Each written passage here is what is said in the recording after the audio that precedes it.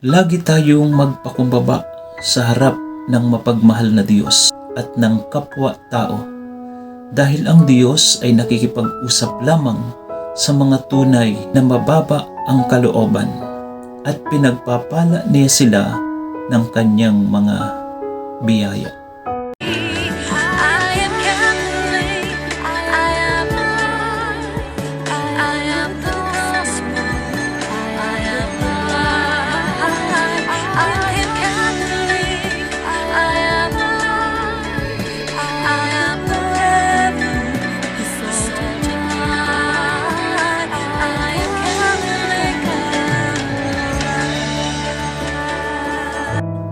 Talambuhay ni Padre Pio. Si San Francisco Pergion, na mas kilala bilang Padre Pio, ay ipinanganak noong Mayo 25, 1887 sa isang maliit na baryo ng Pietrelcina, Benevento, Italy. Siya ay anak nina Gracio Pergion at Maria Giuseppa di Nuncio, isang pamilyang simpleng magsasaka. Bata pa lamang si Francisco ay kitang-kita na ang kanyang pagiging malapit sa Diyos. Mahilig siyang manalangin, sumama sa prosesyon at laging may malasakit sa mga mahihirap. Sa murang edad, naranasan niya ang ilang kakaibang pang-espiritual na karanasan tulad ng mga pangitain at pakikipaglaban sa mga tukso ng masama. Dahil dito, naging mas lalong matatag ang kanyang pananalig at pagnanais na ialay ang sarili sa paglilingkod sa Diyos. Noong siya ay 15 taong gulang, pumasok siya sa order ng Friars Minor Capuchin at kinuha ang pangalang Fray Pio of Trelcina bilang tanda ng kanyang debosyon kay San Pio Ikalima. Sa kanyang pag-aaral at pagsasanay bilang Cappuccino, nakilala siya bilang masigasig, tahimik at laging nakatuon sa panalangin. Noong Agosto 10, 1910, naordinahan siya bilang pari sa Katedral ng Benevento. Ang kanyang motto ay laging, "Gagawin ko ang lahat para sa Diyos at kaligtasan ng kaluluwa ng iba." Hindi naging madali ang kanyang buhay pagkapari dahil madalas siyang nagkakasakit. Sa loob ng ilang taon, nakaranas siya ng matinding karamdaman na hindi lubos maipaliwanag ng mga doktor. Gayunpaman, sa kabila ng sakit, hindi niya pinabayaan ang kanyang pananalangin at paglilingkod.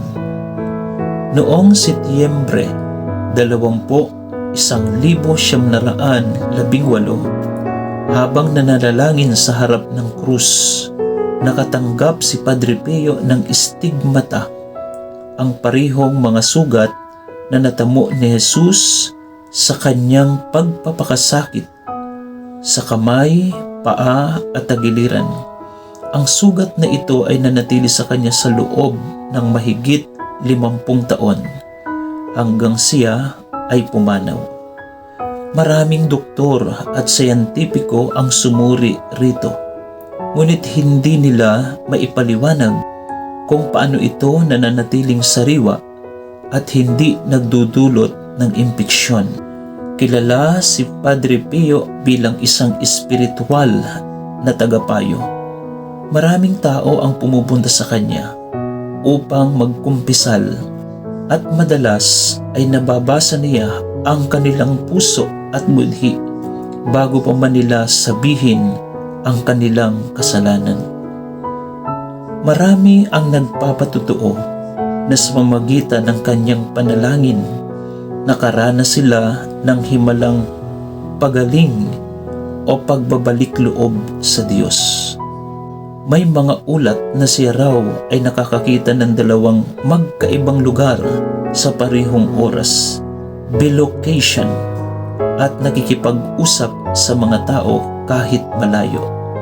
Nagtayo siya ng isang ospital na tinawag Casa Sollievo de la Sofferenza, House for the Relief of Suffering. Noong 1956 na nagsilbing malaking tulong sa mga mahihirap at nagdurusa. Dahil sa kanyang katanyagan, nakaranas din siya ng matinding pagsusuri mula sa simbahan. Noong una, may mga pinuno ng simbahan na nagduda sa kanyang mga himala at ipinagbawal siyang magmisa sa publiko. Ngunit kalaunan, napatunayan ang kanyang katapatan at kabanalan. Kaya siya ay muling pinayagang maglingkod ng buong laya. Noong Setyembre 23, 1968, pumanaw si Padre Pio sa edad na 81. Matapos ang buong buhay ng pag-aalay sa Diyos. Huling salita niya ang Jesus Mary. Libu-libong tao ang dumalo sa kanyang libing at kinilala siya bilang isang tunay na santo ng ating panahon. Noong 2 ng Mayo, 1979, idineklara siyang biyato ni San Juan Pablo II. Noong 16 ng Hunyo, 2002, ayag siya bilang Santo Padre Pio ng Pietrelcina.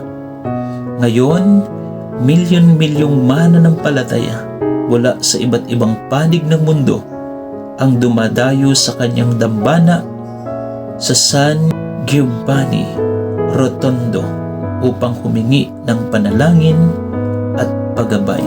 Ang kanyang buhay ay aral ng pagtitiis at pag-ibig sa Diyos. Itinuturo niya ang kahalagahan ng pananalangin, pangungumpisal at pagtulong sa kapwa.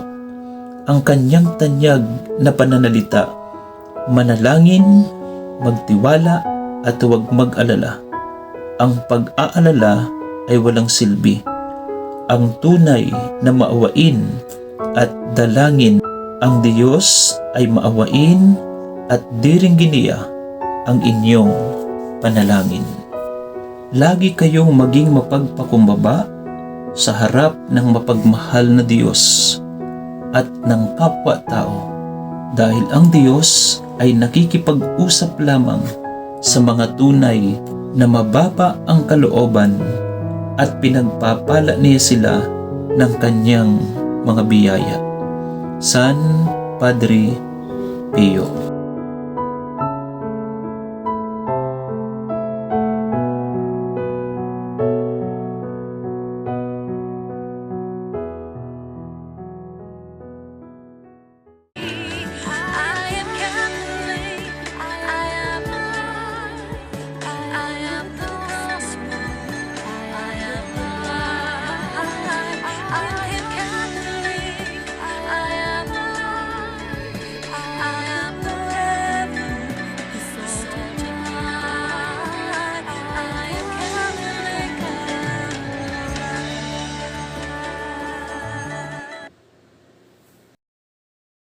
Nawa napagpala po kayo ng bidyong ito at kung kayo po ay na-bless, please like, share, and subscribe sa ating pong channel at pakiclick na rin po ng ating notification bell para lagi po kayong updated sa ating mga susunod na videos. Maraming salamat po. God bless us all.